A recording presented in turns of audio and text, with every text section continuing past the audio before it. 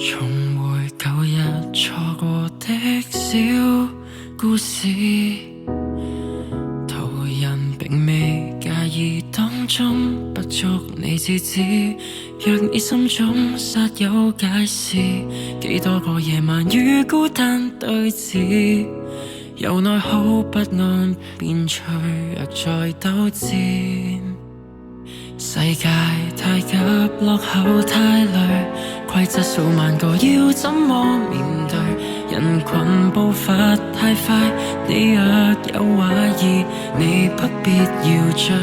心中的症結別日日怪罪，天光了便看到出口，也有新顧慮，尋覓中必會後退。明日的歡笑藏在這裡。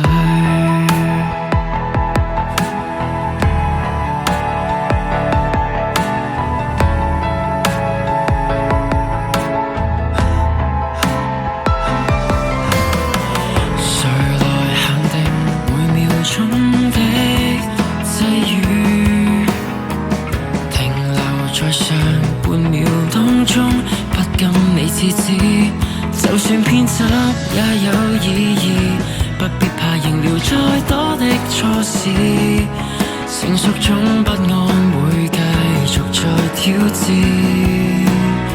世界太急，落後太累，規則數萬個要怎麼面對？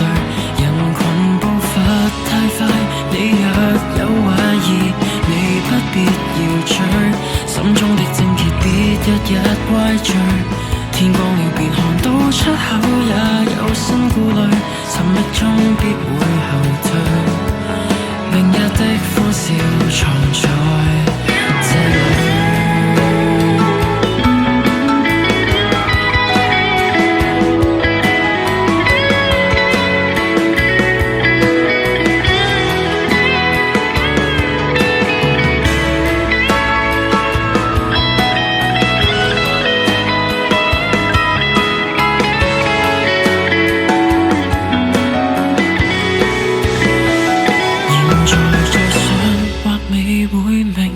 高低與萬化要怎麼定性？